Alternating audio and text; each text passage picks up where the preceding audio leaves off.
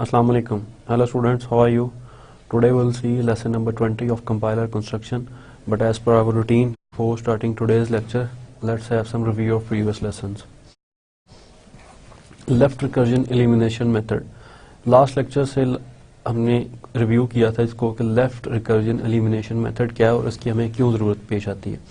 Basically predictive parsing के अंदर इस टाइप की जितनी भी ग्रामर्स होंगी जिसमें लेफ्ट रिकर्जन इन्वॉल्व होगी वो उसको सही तरह से पार्स नहीं कर सकेगी. सो this is the type of left recursion जिसमें कुछ इस किस्म की प्रोडक्शंस की फॉर्म बनती है. लेफ्ट रिकर्जन इसको इस वजह से कहते हैं कि अगर जैसे ही वो प्रोडक्शन के लेफ्ट साइड पे देखता है इस प्रोडक्शन से अगर उसको रिप्लेस करना तो अगेन इसको कॉल कर लेता है. तो एक ऐसा रिकर्सिव लूप है जिसमें अगर वो एक दफा गलती से किसी भी वजह से फंस गया तो उसमें से वो दोबारा निकल नहीं पाएगा, because there is no ending until unless के तमाम रिसोर्सेज वो मशीन के ऑक्यूपाई कर ले, उसके बाद मशीन क्रैश कर रही है, उसकी मेमोरी क्रैश कर रही है, तब ये उससे निकलेगा. लेकिन हमने इसको रिमूव इस तरह से करना है कि जो नई ग्रामर जनरेट हो that should be equivalent to this grammar. सिर्फ प्रोडक्शंस में चेंज हो, बाकी जो उस लैंग्वेज दोनों ग्रामर्स की हो वो सेम हो जो हमारी सोर्स लैंग्वेज है. तो इसको रिमूव करने का तरीका ये है लेफ्ट रिकर्जन को कि हम जितना भी रिकर्सिव पार्ट है इसके अंदर जितने भी प्रोडक्शंस में इन्वॉल्व है उसको हम ले जाते हैं एक नेक्स्ट प्रोडक्शन में, और जितना नॉन रिकर्सिव पार्ट है उसको हम यहाँ मेंशन कर देते हैं इस प्रोडक्शन के सामने, और उसके साथ एक न्यू वेरिएबल, एक नया नॉन टर्मिनल जो है उसको साथ एम्बेड कर देते हैं, और उस नॉन टर्मिनल से हम उन तमाम रिकर्सिव पार्ट को के साथ का जो पार्ट होता है उसको वहां पे लिख देते हैं और साथ इसको अगेन अटैच कर देते हैं ताकि इससे जो भी हमने प्रोडक्शन जनरेट करवानी है उसको करवा सके. देन एक नल हम एंड पे साथ खुद से अटैच करते हैं ताकि उसको खत्म भी करवा सके. So the non terminal A generates the same strings as before but is no longer left recursive. इसमें एक और देखने की चीज है कि बेसिकली इसकी लेफ्ट रिकर्जन तो रिमूव हो जाती है इस अप्रोच को अडॉप्ट करने से, लेकिन इसमें अब ये राइट रिकर्सिव बन जाता है. इसको भी हम देखते हैं कि इसको हमने कैसा डील करना है. Left factoring is a grammar transformation that is used for producing a grammar suitable for predictive और top down parsing. तो left factoring को भी हमने उसमें से निकालना है, उसमें से रिमूव करना है, तब ही हमारी ग्रामर जो है वो मोर सूटेबल होगी प्रेडिक्टिव और टॉप डाउन पार्सिंग के लिए. लेफ्ट फैक्टरिंग क्या चीज है? If two productions with the same left hand sides, for example अगर हम इसको कंसिडर करें एज एग्जांपल इस प्रोडक्शन को, इस ग्रामर को जिसको हम पहले भी देखते आए हैं, लेफ्ट हैंड साइड और इनकी राइट हैंड साइड का कोई पार्ट बराबर हो with the same symbol either is terminal और नॉन टर्मिनल. वो जो बराबर पार्ट है, वो जो मैच्ड पार्ट है, वो जो एक जैसा पार्ट है, वो आइदर डिपेंड करता है टर्मिनल हो सकता है, नॉन टर्मिनल और दोनों का मिक्सअप भी. Then the first sets will not be disjoint, so predictive parsing will be impossible. इस केस में भी हम प्रेडिक्टिव पार्सिंग और टॉप डाउन पार्सिंग को इम्प्लीमेंट नहीं कर सकते इस किस्म की ग्रामर्स के ऊपर जिसमें ये प्रॉब्लम हो. इस एग्जांपल से हमें ये देखते हैं कि ये पार्ट जो है और ये पार्ट जो है इन दोनों प्रोडक्शंस का इक्वल है. तो इस नॉन टर्मिनल के लिए जो कि इसकी लेफ्ट हैंड साइड पे है, ये इक्वल पार्ट जो है ये डिसजॉइंट फर्स्ट सेट जनरेट नहीं कर सकता. ऑब्वियसली वो एक दूसरे से डिफरेंट होंगे तो हम उनको डिसजॉइंट सेट्स कहेंगे. वो जब दोनों सेम हैं और हैं भी फर्स्ट पे आ रहे हैं तो इनको हम सेम कहेंगे. इसको रिमूव करने के क्या तरीका है? हम सपोज करते हैं कि ये हमारे पास प्रोडक्शन है ए जिसकी ये नॉन टर्मिनल है जिसकी ये तमाम प्रोडक्शन जो हैं इसमें से ये इसका रिपीटिंग पार्ट है, बाकी का पार्ट नॉन रिपीटिंग है, मतलब डिफरेंट है, बीटा 1 बीटा 2 हमने इसको अलग कर लिया. So the input begins with a non empty string derived from alpha. इस अल्फा को हम कह रहे हैं कि ये हमारा मीन्स कि इस एग्जांपल के अंदर अगर हम इस एग्जांपल को रिकंसिडर करें तो this part is alpha and this part is beta, In this case, second production में this part is alpha and beta is null.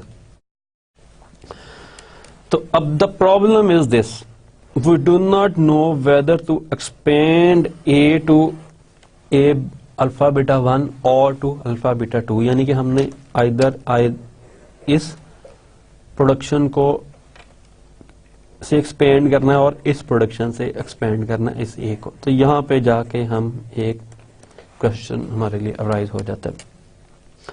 लेकिन हम इस डिसीजन को पेंडिंग में डाल सकते हैं by expanding A to alpha A dash. Again यहाँ पे हम एक A dash non terminal additional खुद से ऐड करेंगे. लेकिन जब हमें इनपुट पता लग जाए कि नेक्स्ट क्या है, इस पे जाना है या इस पार्ट पे जाना है, तो उसको तब हम डिसाइड कर लें. So this is our grammar.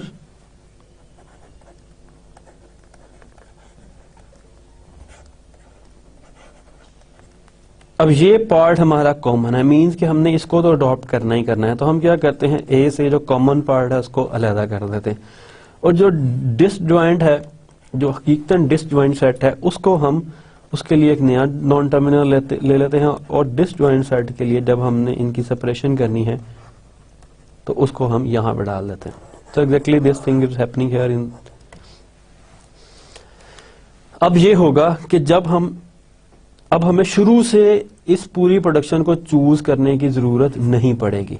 हम क्या करेंगे, इतना तो अडॉप्ट कर ही लेंगे ए से अल्फा जितना भी आएगा. ए डैश पे आके हम अगर तो इनपुट देख के फैसला कर लेंगे कि इस प्रोडक्शन को या इस प्रोडक्शन को अडॉप्ट करना. तो या इस ग्रामर को हम कहेंगे this is our left factored grammar. Then we saw recursive descent parsing. It is a top-down process in which the parser attempts to verify that the syntax of the input stream is correct as it is read from left to right.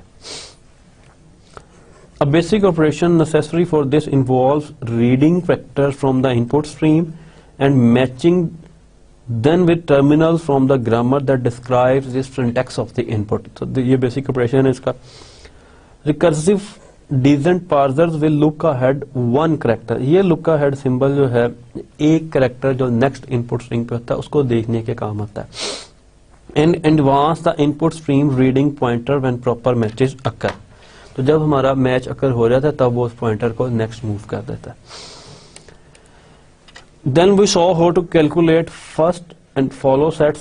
और बाद में हमने देखा था कि predictive parsing table को generate करने के लिए हमें ये दोनों फर्स्ट और फॉलो चाहिए होते हैं. फर्स्ट सेट क्या होता है, it is the set of all terminal symbols x such that some string of the form x beta can be derived from alpha. Means कि इस पार्ट को जो कि उसके स्टार्ट में होगा किसी भी प्रोडक्शन में, उसको हम क्या कहेंगे कि इस टाइप की जो स्ट्रिंग होगी वो हमारा फर्स्ट होगा. For example, for any string alpha of grammar symbols we define first of alpha to be the set of terminals that occur as a first symbol in a string derived from alpha. तो जो string हम alpha से drive कर रहे होंगे उसका जो first non terminal होगा that should be called the first set. If alpha से हम एक तो ये है कि सिंगल एक स्टेप पे हमने कुछ नॉन टर्मिनल ड्राइव कर लिया तो देन इसका फर्स्ट ये ए होगा. अगर वो फर्स्ट स्टेप से नहीं हो रहा मींस के ए से ए डैश बीटा और देन ए डैश से आगे ए, अब इसका भी फर्स्ट ए होगा लेकिन ये मल्टीपल डेरिवेशंस के बाद हमने इसको अचीव किया. तो यही चीज इस पॉइंट में क्लियर की गई है कि एक्स को हम एक्स ऑफ अल्फा में रखेंगे, बेशक वो मल्टीपल जो प्रोडक्शंस हैं उनको रिप्लेसमेंट्स के बाद हमें मिला है. अगर अल्फा से नल ड्राइव हो रहा है तो अल्फा को भी हम नल को भी हम फर्स्ट ऑफ अल्फा में उसको वहां पे प्लेस कर देंगे. Then we saw follow set. The follow set for the non-terminal A is the set of all terminals x for which some string alpha a x beta can be derived from the starting symbol s. इसको भी हमने calculate करना देखा था कि exactly इसको किस तरह कैलकुलेट किया जा सकता है। आज फिर इसकी रिव्यू में हम एक दफ़ा दोबारा प्रैक्टिस कर लेंगे, ताकि अगर किसी को लास्ट में समझ नहीं आई तो वो आज इसको गौर से देख ले। For any non terminal A, follow of A is the set of terminals X that can appear immediately to the right of A in a sentinel form। यानी कि A के जो राइट साइड पे जो भी अपीयर होगा sentinel form के अंदर, उस सेट को हम कहेंगे कि वो बेसिकली इसका फॉलो है। इस टाइप की जो भी हमारी प्रोडक्शंस होंगी उसमें फॉलो ऑफ ए जो है वो एक्स होगा, जो इसके फौरन बाद अपीयर हो रहा है, और लेकिन इसका हम राइट प्रोडक्शन की राइट साइड से कंसिडर करेंगे। In addition, if A can be right most symbol in a sentinel form, the end marker dollar is in follow of A. Means के अगर वो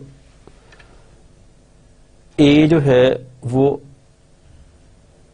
राइट मोस्ट सिंबल है इन sentinel form, तो उसके अंदर dollar को हम ऑटोमेटिकली इम्बेड कर देंगे। अब हम इसको इन रूल्स को हम प्रैक्टिकली एग्जांपल की मदद से समझते हैं कि एग्जैक्टली कौन कौन सी चीजों को हम फर्स्ट या फॉलो में डालेंगे। सो स्टार्टिंग विद ई, हम इसका फर्स्ट कैलकुलेट करते हैं। फर्स्ट ऑफ ए, यहां पे देखा कि जो इसका एक्स पार्ट है, या जिसको हम कह रहे थे फर्स्ट की डेफिनेशन के अंदर कि जो पहली फॉर्म है एक्स, जो उसके बिल्कुल स्टार्ट में हो रहा है, उसको हम कंसिडर करेंगे टी। लेकिन असूलन यहाँ पे टी आना चाहिए, लेकिन चूंकि टी एक टर्मिनल नहीं है, तो अब हमने देखना है कि टी से आगे कौन सा टर्मिनल इसके फर्स्ट में आ सकता है। तो इससे पहले हम फर्स्ट ऑफ टी को कैलकुलेट करने की ट्राई करेंगे। टी से हम देखते हैं कि हमारे पास एक ही प्रोडक्शन जनरेट हो रही है, दैट इज एफ। अब अकॉर्डिंग टू द रूल हमें एफ को प्लेस करना चाहिए in the first of t, लेकिन again f is a non terminal, तो हमें इसके लिए चाहिए टर्मिनल्स, क्योंकि हमने डेफिनेशन में देखा कि these are all terminal symbols. So अब हमें यहां पे फर्स्ट ऑफ एफ को कैलकुलेट करने की जरूरत है, ताकि हो सकता है हमें इसका टर्मिनल मिल जाए। एफ से दो प्रोडक्शन जनरेट हो रही हैं, first is this and second is this, और ये दोनों ही टर्मिनल हैं। इसकी स्टार्टिंग ये है और इसकी स्टार्टिंग ये है, तो इन दोनों को हम इसके फर्स्ट में रख देंगे, और फर्स्ट ऑफ टी भी यही होगा, एंड सिमिलरली ये भी यही होगा, क्योंकि ये उसके इक्वल था और ये उससे रिप्लेस हो जाएगा अंदर। सो ये हमने इसकी यहाँ कैलकुलेशन की हुई है।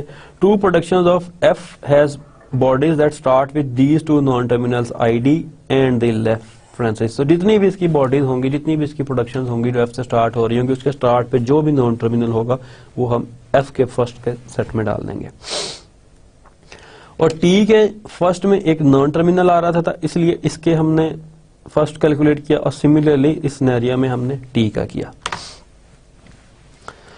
Then first of E dash को अगर हम देखें कि इसका कैसे कैलकुलेट हुआ, तो इसको भी अगेन देख लेते हैं। ई डैश, अब हमारे पास जो फर्स्ट कैलकुलेट हो गए उसमें से ई, टी एंड एफ, अब हमारे पास दो नॉन टर्मिनल रह गए हैं, एक ई डैश। तो फर्स्ट है ई डैश को हम चेक कर लेते हैं।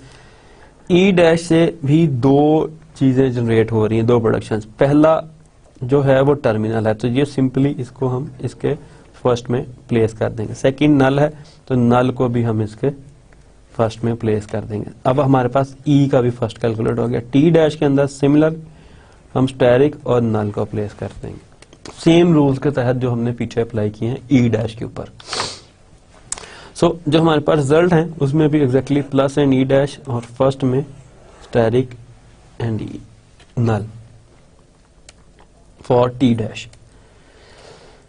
यहां तक हमने जो स्टोरी देखी सारी, उसमें हमने फर्स्ट को कैलकुलेट करना एक दफा दोबारा हमने उसका रिव्यू कर लिया कि फर्स्ट को किस तरह कैलकुलेट किया जाता है। अब हम बात करते हैं फॉलो। फॉलो के लिए सबसे पहले स्टार्ट करेंगे हम again from the start symbol which is e. Uh follow of e हमने देखना है इसमें जो स्टार्ट सिंबल होगा उसके अंदर पहले ही डॉलर साइन तो हमने खुद से ही एम्बेड कर देना है। ये एक रूल है जो उसका पार्ट है कि जो डॉलर जो स्टार्ट सिंबल होगा उसके फॉलो में डॉलर साइन हमने ऑटोमेटिकली एडजस्ट कर देना है। उसके बाद देखना है कि राइट साइड पे जितनी प्रोडक्शन बॉडीज हैं जिसकी वो किसी से भी हेड हो रही हो वहां पे ई कहां पे आ रहा है। दिस इज शॉर्टकट जो कि उस एल्गोरिदम का खुलासा है जो हमने लास्ट टाइम स्टडी किया था टू फॉलो ई, जो रूल्स है वो। इसमें सिर्फ ये एक ऐसी प्रोडक्शन है जिसके अंदर ई आ रहा है। अब हमने इस प्रोडक्शन के बाद जो पहला नॉन टर्मिनल होगा, अगर तो वो डायरेक्ट लिखा हुआ तो वेल एंड गुड, अगर डायरेक्ट नहीं है तो जिस नॉन टर्मिनल से जो टर्मिनल जनरेट हो रहा है उसको हमने मेंशन कर देना है फर्स्ट में। अब इसमें चूंकि ये खुद ही नॉन टर्मिनल है तो ये हमारा फॉलो ऑफ ई हो जाएगा। लेकिन मैं सपोज कर रहा हूं अगर ये प्रोडक्शन होती कुछ इस टाइप की, ई से टी डैश और आईडी। अब इस प्रोडक्शन के अंदर ई के बाद टी डैश आ रहा है और टी डैश एक टर्मिनल नहीं है, तो पहले हमने फर्स्ट ऑफ टी डैश जो था उसको निकाल के यहां पे इसके फॉलो में लिख देना। और फर्स्ट ऑफ टी डैश हमारे पास क्या था, that is asterisk and null, तो इसके फॉलो में हमने स्टेरिक और नल लिख देना था। अगर हमारे पास इस किस्म की प्रोडक्शन होती तो ऑब्वियसली इस किस्म की प्रोडक्शन होती तो बाकी चीजें भी चेंज होती, लेकिन मैं सिर्फ ये समझाने के लिए कि अगर इस किस्म का कोई केस आ जाए तो उसको इस तरह डील करना है। देन अब ई डैश का हमने फॉलो कैलकुलेट कर लिया, जो कि ये दो चीजें थी which is dollar and this symbol. अब हमने टी का फॉलो कैलकुलेट कर लेते हैं, टी। अब हमने अगेन चेक करना है टी राइट साइड पे किस प्रोडक्शन में हमारे पास आ रहा है। सबसे पहले टी आ रहा है इस प्रोडक्शन में, और इसमें वही केस आ गया जो हमने अभी डिस्कस किया था। तो अब हमने ई डैश का फर्स्ट देखना क्या है, तो ई डैश का हमारे पास जो फर्स्ट था that is plus and null. तो सबसे पहले प्लस को मैं इसके अंदर एम्बेड कर दूंगा फॉलो ऑफ टी के अंदर। उसके बाद मैंने ये चेक करना है ई डैश टी और कहां पे आ रहा है। उसके बाद अगेन टी के बाद ई डैश, तो सिमिलर प्लस, और टी डैश मेरे पास कहां पे आ रहा है, मेरे पास टी आ रहा है यहां पे। सिंपल टी और कहीं नहीं आ रहा, सिर्फ ये दो थे, तो इसमें एक तो मैंने एम्बेड कर दिया जो इससे पहला इन दोनों के फर्स्ट में था, ई डैश के फर्स्ट में था मेरे पास प्लस और नल। तो नल का एक रूल था कि अगर प्लस और नल हो, however since first of t contains null, अब e dash में null आ गया है, and e dash is entire string following t in the bodies of the null production, everything in follow of e must be in follow of t। तो e के follow में जो कुछ होगा उसको भी हम t के फॉलो में डाल देंगे। और e के फॉलो में हमने क्या कैलकुलेट किया था, ये दो सिंबल्स अगर नल हो तो। इसको एक दोबारा क्लियर कर लें। ई डैश के लिए, ई डैश के पर्सपेक्टिव में इसलिए मैं अगेन इसको कह रहा हूं कि ई डैश में हमारे पास नल आ जाता है जो उसके फॉलो में, जो उसके वेरी नेक्स्ट नॉन टर्मिनल के फर्स्ट सेट में आ रहा है। ई डैश मेरे पास ये है और मैं फॉलो कर रहा हूं टी का, फॉलो ऑफ टी। होना तो ये चाहिए कि दोनों में सेम है, इसलिए हम इसकी बात नहीं करेंगे, एक ही प्रोडक्शन की बात कर लेंगे क्योंकि दोनों से एक ही जगह हम जा रहे हैं। पहले हम इस प्रोडक्शन को कंसीडर करेंगे। अब ई डैश मेरे पास जो है उसको यहां होना चाहिए था, लेकिन चूंकि ई डैश एक नॉन टर्मिनल है तो हमने नॉन टर्मिनल को इसके में फॉलो में रिप्लेस नहीं कर सकते, हमने अल्टीमेटली इसको किसी न किसी टर्मिनल से रिप्लेस करना है। तो हम क्या कहते हैं, रूल कहता है कि जो ई डैश अगर नॉन टर्मिनल हो तो फर्स्ट ऑफ ई डैश के अंदर जितनी चीजें हैं वो सारी की सारी फॉल ऑफ टी में चली जाएंगी। तो फर्स्ट ऑफ ई डैश के अंदर हम देखते हैं हमारे पास दो चीजें हैं, प्लस और नल। प्लस को तो हमने लिख दिया। सेकंड कंडीशन ये बताती है कि अगर फर्स्ट ऑफ ई डैश के अंदर नल आ जाए, या जिसका भी हम चेक कर रहे हैं फॉलो, उसके जो नेक्स्ट नॉन टर्मिनल है उसके फर्स्ट में नल आ जाए तो क्या करें। And E dash is the entire string following t in the body, everything in follow of e. तो जो फॉलो ऑफ ई के अंदर जो कुछ होगा वो फॉलो ऑफ टी के अंदर चला जाएगा, और ई क्या चीज है, वो चीज है जो उसके लेफ्ट हैंड साइड पे है। तो फॉलो ऑफ ई के अंदर हमने कैलकुलेट किया था, हमारे पास ये दो चीजें हैं, ब्रैकेट और, तो ये फॉलो ऑफ टी बन जाएगा। इट्स वेरी सिंपल, अगर आप इसकी प्रैक्टिस करें तो आपको ये इतना डिफिकल्ट नहीं लगेगा कि फॉलो ऑफ टी के अंदर जो टी के बाद फौरन नॉन टर्मिनल अगर आ जाता है तो उस नॉन टर्मिनल का जो फर्स्ट है वो हमने इस सेट के अंदर प्लेस कर देना। सिर्फ एक चीज देखनी है कि उसके अंदर नल ना हो। अगर नल हो तो बाकी सिंबल प्लेस कर देना, और जो इसके स्टार्ट में जो भी लेफ्ट हैंड साइड पे जो भी नॉन टर्मिनल होगा उसके फॉलो के अंदर जो कुछ होगा वो इसके अंदर साथ ऐड कर देना। This is as simple as it is. तो ये हमने follow of E dash calculate कर लिया। T similarly follow of T dash भी सेम है, और इसी पर्सपेक्टिव में जो है ये हमने नेक्स्ट कैलकुलेट कर लिया। Then we saw LL1 grammars, predictive parsers, that is recursive descent parsers needing no backtracking, can be constructed for a class of grammars called LL1. इसके अंदर जो पहला L है वो ये शो कर रहा है कि जो स्कैनिंग हो रही है इनपुट की, that is from directed towards right from left, means के लेफ्ट टू राइट की हम कर रही है। तो पहला L हमने इसको लिया है। सेकेंड एल मीन्स के लेफ्ट मोस्ट डेरिवेशन को हम कंसिडर कर रहे हैं, एंड वन मीन्स के जो इनपुट सिंबल है जो हम लुकअप हेड्स के जरिए देख रहे हैं, वो सिर्फ एक इनपुट सिंबल को हम जो है वो ऑब्जर्व कर रहे हैं। Then we saw the predictive parsing table.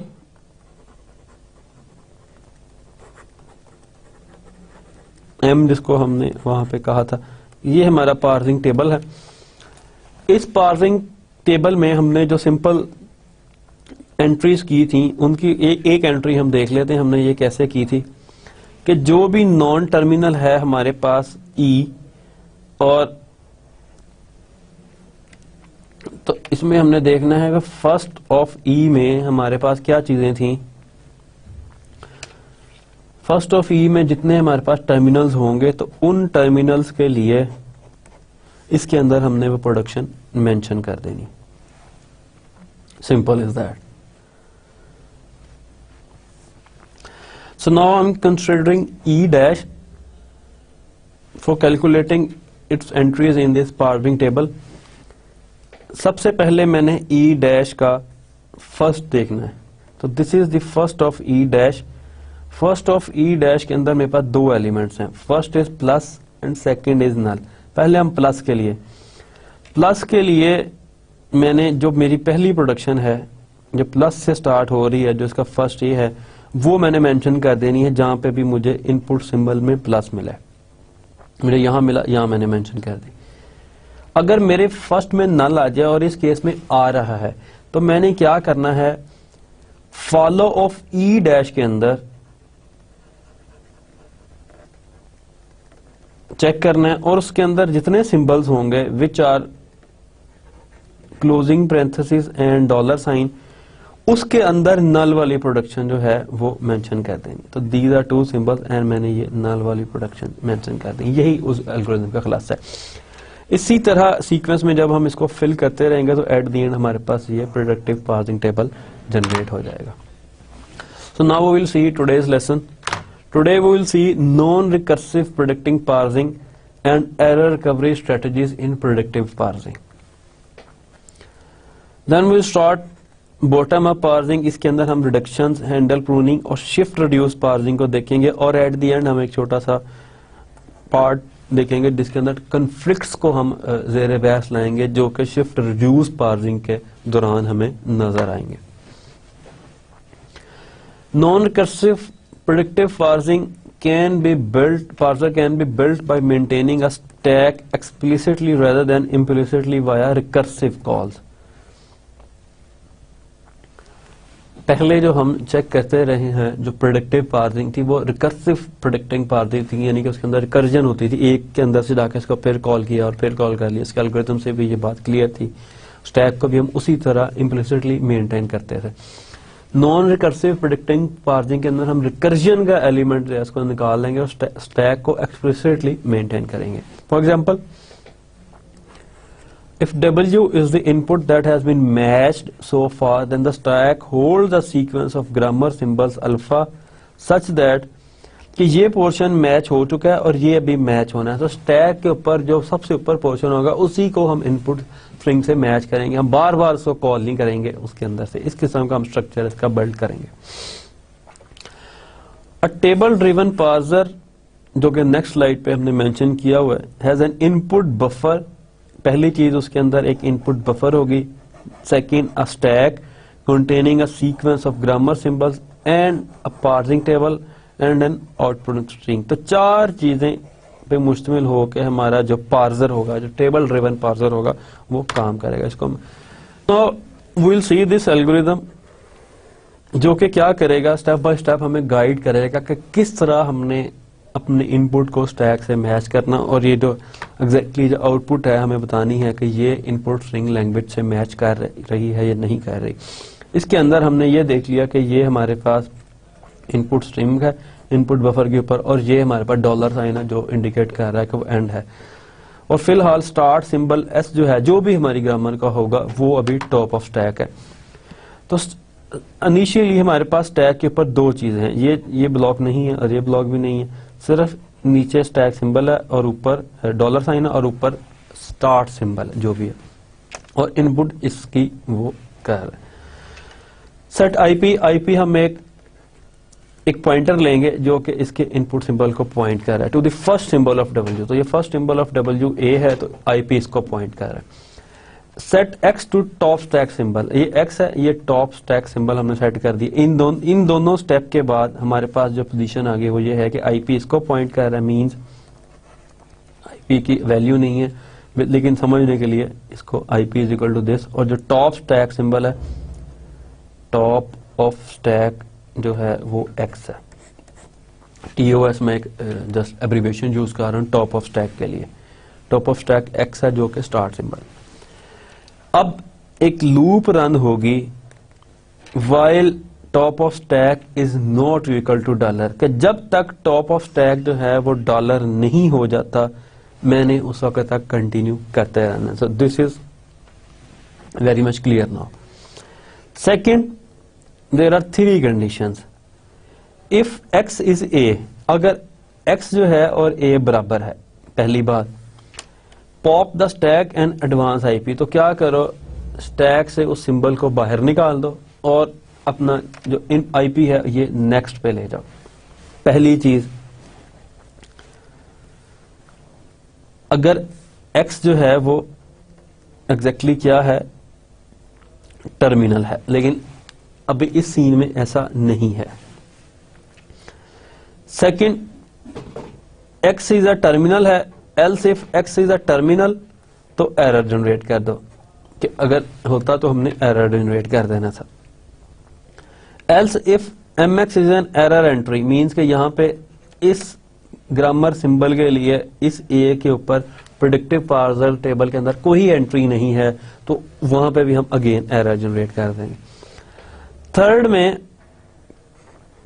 अगर हम देखते हैं कि एक्स ए की कोई एंट्री मौजूद है प्रेडिक्टिव पार्सर, तो उस प्रोडक्शन को हम उससे रिड्यूस कर देंगे और स्टैक से उसको निकाल देंगे और पुश क्या कर देंगे, वो जो उसकी प्रोडक्शन होगी, जो भी उसकी y1 y2 yk की जो भी प्रोडक्शन होगी, वो हम उसको उल्टे सीक्वेंस में, मींस के हमारी प्रोडक्शन है let's suppose a alpha beta gamma, suppose कर रहे हैं, तो स्टैक के ऊपर इस तरह करना है कि जब हम उसको निकालें तो सबसे पहले आए सबसे पहले हमने पुश करना है गामा को, देन हमने पुश करना है बीटा को, देन हमने पुश करना है अल्फा को, ताकि अल्फा टॉप ऑफ स्टैक पे आ जाए। This is very much simple algorithm, लेकिन अगेन उसको हम मजीद क्लियर करने के लिए हमने एक इनपुट स्ट्रिंग ले ली है id plus id into asterisk. इसका पार्सिंग टेबल हमारे पास पहले ही मौजूद है, ये वाला id plus id into id। इसका पार्सिंग टेबल हमारे पास इनपुट के तौर पे पहले ही मौजूद है, पार्सिंग टेबल m, और ये हमारी इनपुट स्ट्रिंग आ गई। पहले स्टेप के नतीजे में मैंने क्या किया कि जो हमारा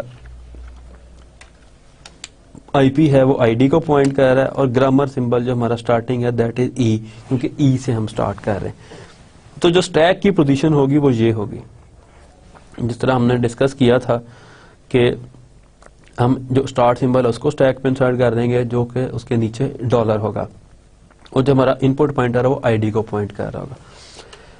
अब मैंने चेक करना है ई और आईडी के लिए मेरे पास कोई प्रोडक्शन है टेबल से। जब मैं चेक करता हूं तो मुझे इसमें से प्रोडक्शन मिल जाती है, तो मैं नेक्स्ट क्या करूंगा, ई डैश और टी को, ई को पॉप कर दूंगा और ई डैश और टी को इंसर्ट कर दूंगा। तो इसकी एंट्री कुछ इस तरह होगी, ई डैश टी और डॉलर साइन और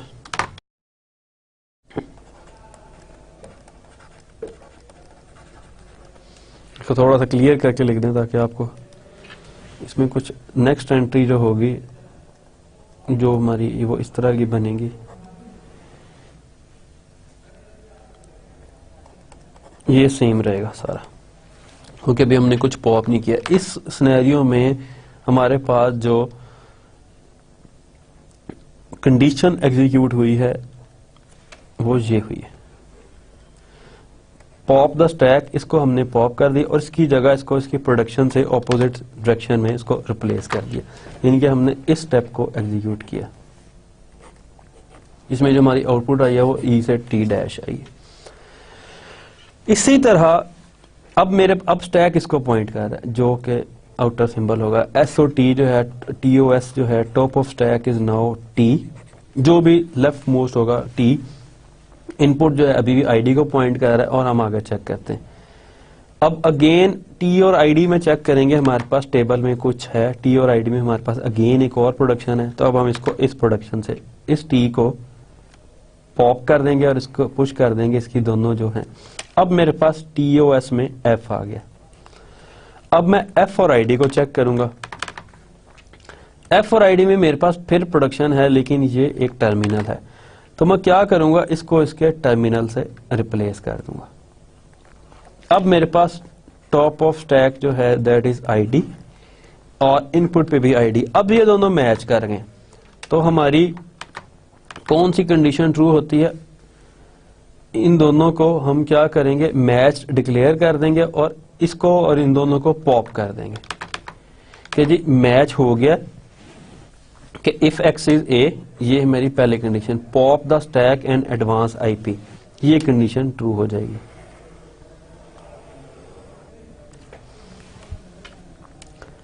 इफ एक्स इज ए, यहां पे एक्स उसने कहा टॉप ऑफ स्टैक को, x is equal to ID और a is equal to also ID जो कि आईपी है, तो ये दोनों इज इक्वल टू ए है, तो इन दोनों को क्या करो, इसको इससे निकाल दो और इसको इससे निकाल दो, दोनों को। ये इनपुट बेसिकली वहीं रहती है, लेकिन पॉइंटर अब ए को पॉइंट करने लग गया।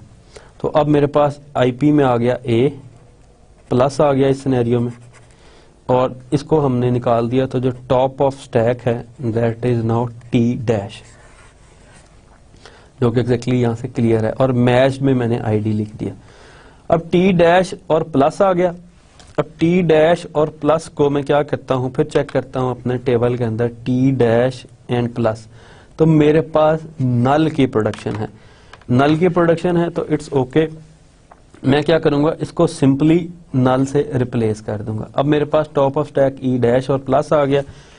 ई डैश और प्लस के अंदर मेरे पास ये प्रोडक्शन है प्लस टी ई डैश, तो मैं इसको इसके अंदर पुश कर दूंगा और टी ई डैश को पॉप कर दूंगा, जो पहला ई डैश होगा। And similarly in this fashion मैं ये सारी कैलकुलेशंस जो हैं उसको करता रहूंगा, ताकि एट द एंड जब मेरे पास आएगा, अब इसमें मेरे पास है स्टैक के ऊपर ई डैश और डॉलर साइन और इनपुट के ऊपर सिर्फ डॉलर है। अब मैं चेक करूंगा टेबल के अंदर ई डैश और डॉलर पे मेरे पास कौन सी एंट्री है, तो होपफुली वो नल की होगी, जो कि एग्जैक्टली है। अब मैं ई डैश को नल से रिप्लेस कर दिया और डॉलर आपस में मैच कर गए। जब डॉलर और डॉलर आपस में मैच कर गए तो pop the stack and advance IP, तो वो ऑटोमेटिकली मैच हो गया, जो कि एक हमारी कंडीशन थी कि ये नल हो गया, मैच हो गया, तो बस ये दोनों खत्म हो गए और ये हमारी पूरी की पूरी स्ट्रिंग मैच कर गई।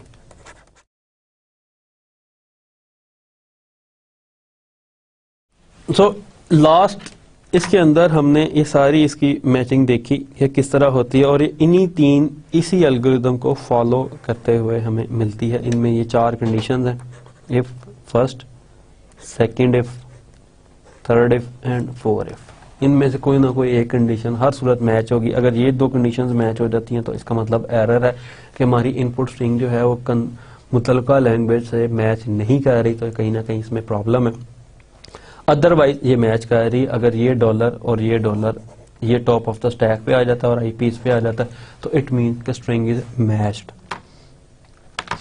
इसके अंदर अगर हम एक चीज देखें कि इसके अंदर हमने रिकर्जन कहीं यूज नहीं की, कि मीन्स के अंदर जाके दोबारा हमने किसी ऐसे प्रोसीजर को कॉल किया जो रिकर्सिवली कॉल हो रहा है। इसके अंदर हमने स्टैक की इम्प्लीमेंटेशन टेक्निक को चेंज कर दिया और फिर हमने इसको मैच किया अपने गिवन इनपुट स्ट्रिंग को अपने ग्रामर के साथ।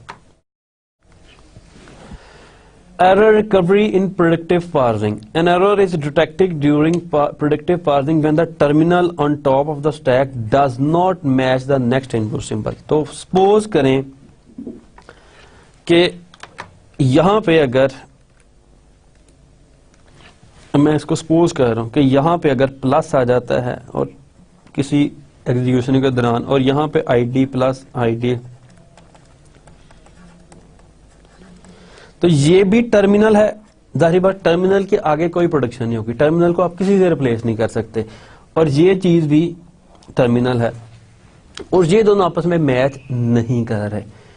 इट मीन्स कि देयर इज एन एरर। इसी एरर की बात की है इसके अंदर। और we can say that when non terminal A is on top of the stack, a is the next input symbol and M a is error. तो देर आर, अगर इस किस्म का कोई एरर आ जाता है तो there are 2 type of error recoveries that we will discuss. First is panic mode recovery and second is phrase level recovery. Panic mode recovery के अंदर हम जो चीज देखेंगे कि इसको पैनिक मोड के अंदर हम किस तरह रिकवर कर सकते हैं। मीन कि अगर हम इस रिकवरी मॉड्यूल को यूज करें या इस टेक्निक को यूज करें तो हम क्या करेंगे exactly. Panic mode error recovery is based on the idea of skipping symbols on the input until a token in a selected set of synchronized token appears. Means कि इस मोड के अंदर हम क्या करेंगे, इसको स्किप कर देंगे। इसको स्किप करने के बाद हम देखेंगे कि ये चीज मैच हो गई है, तो उसको हम नेक्स्ट स्टार्ट कर देंगे जब वो हमारी मैचिंग स्टार्ट हो जाएगी in this mode of recovery.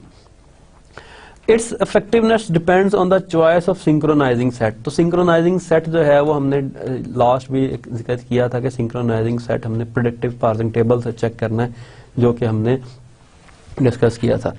This sets follow sets, first और फॉलो के अंदर हमने इसको डिस्कस किया था कि वहां से हम उसको, उनमें से हम सिंक्रोनाइजिंग टोकन जो है उसको लेंगे। The sets should be chosen so that the parser recovers quickly from errors that are likely to occur in practice. The sets should be chosen so that the parser recovers quickly from errors that are likely to occur in practice. Means कि ये हम सारी calculation चूंकि पहले perform कर चुके होंगे तो चांस होगा कि हम उससे रिकवर कर जाएं। So some heuristics are हम कैसे उसको अज्यूम कर सकते हैं कि ये सिंक्रोनाइजिंग टोकन जो है उससे मैच कर जाएगा या नहीं, सिंक्रोनाइजिंग सेट से हमारा टोकन मैच करेगा या नहीं, उसके अंदर से हम उसको इंक्लूड करते हुए as a starting point place all symbols in follow of a. एक तो ये चीज हम अप्रोच यूज कर सकते हैं कि जितने इनपुट सिंबल्स हैं वो सब के सब फॉलो ऑफ ए में डाल दें।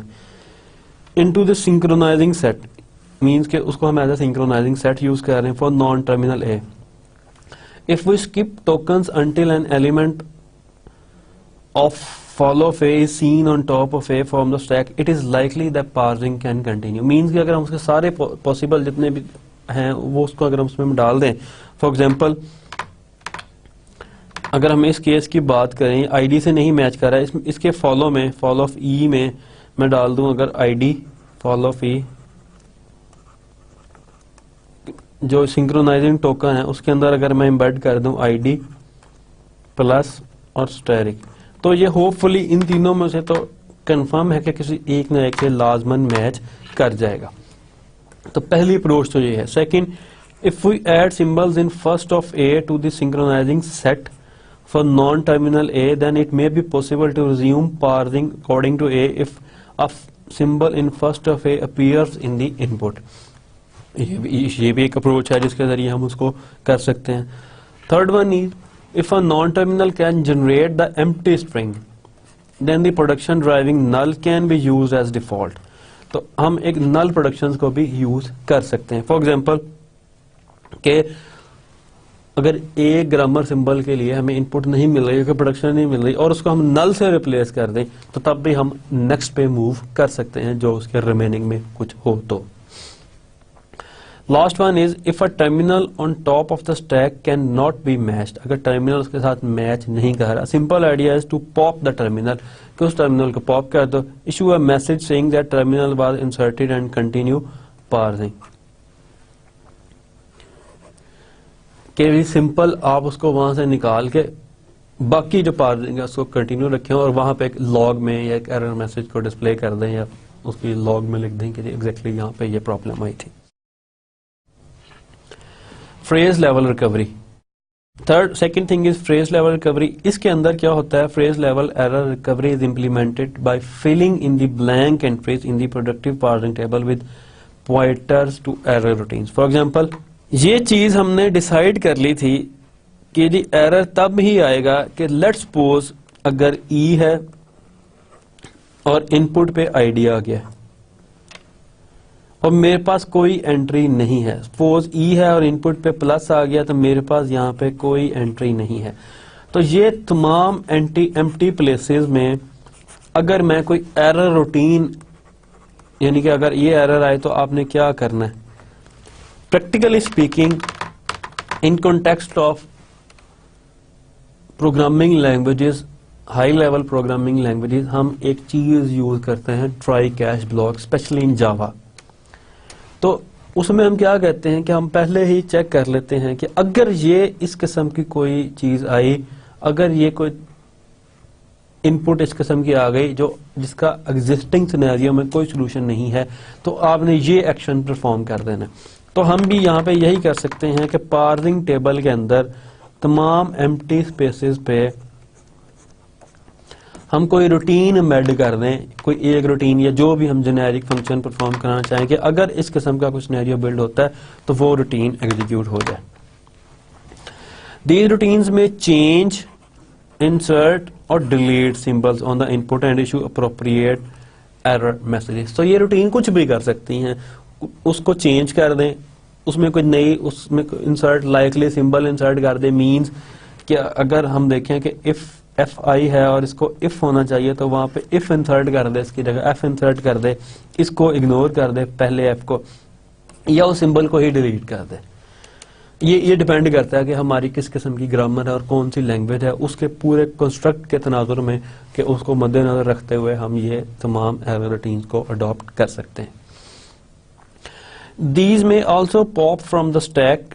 Alteration of stack symbols or the pushing of new symbols on the stack is questionable for several reasons. First, the steps carried out by the parser might not correspond to the derivation of any word in the language at all.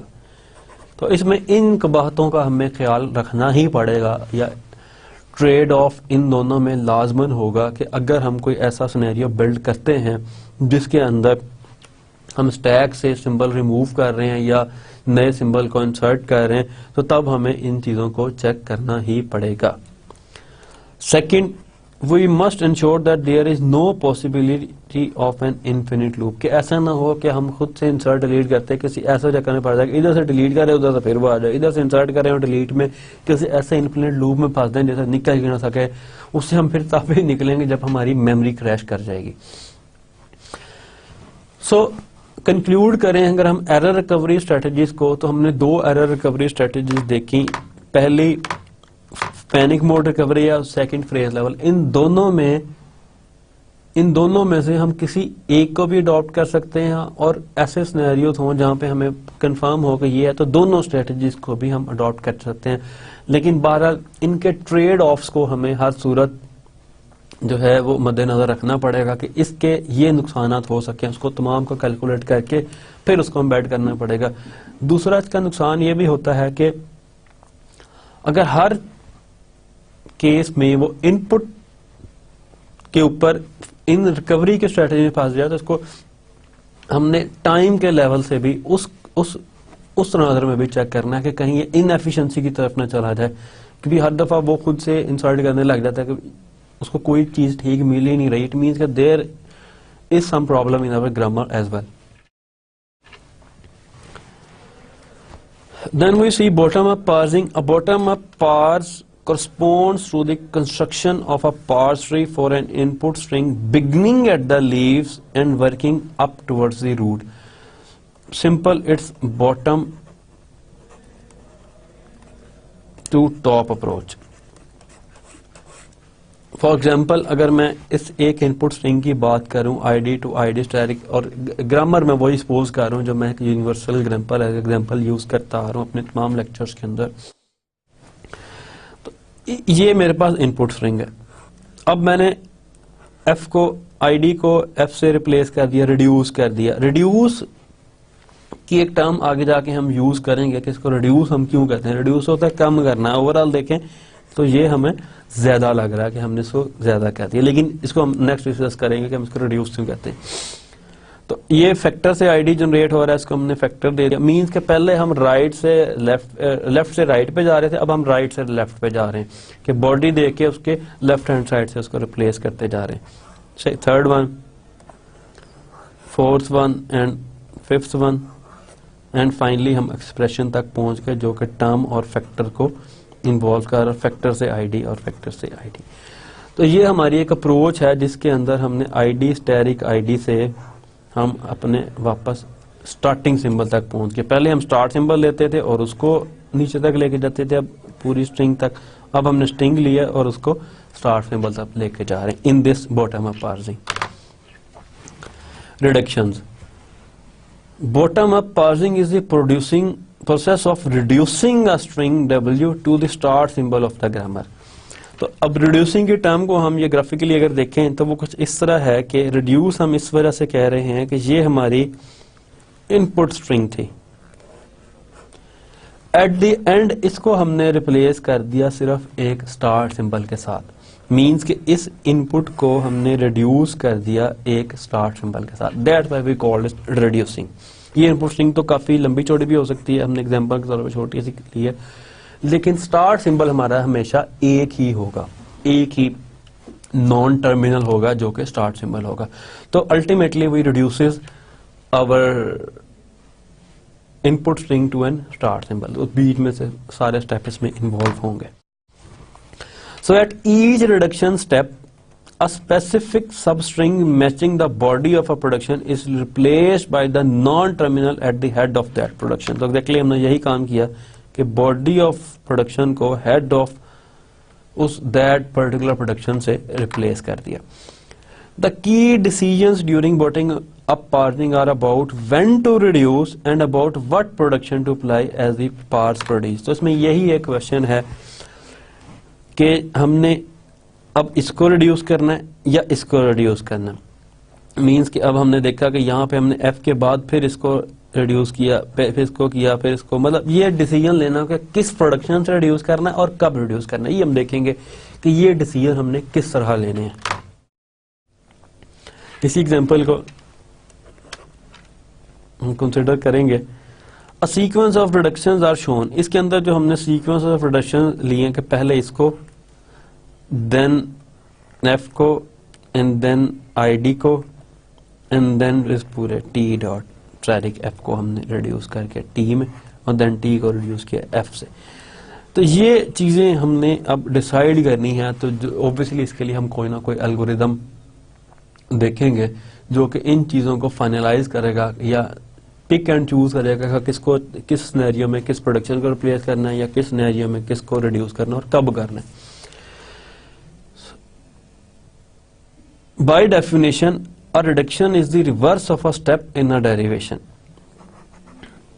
Derivation का जो reverse है वो reduction है। Means के जब हम drive कर रहे हैं और हम ड्राइव से वापस आ रहे हैं।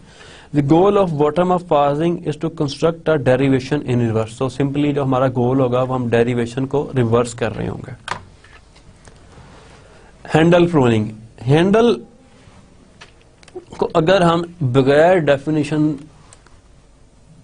देखे डिस्कस करना चाहें तो कुछ इस तरह से करेंगे कि हैंडल वो चीज है जिसको करंटली हम कंसिडर कर रहे हैं फॉर रिडक्शन।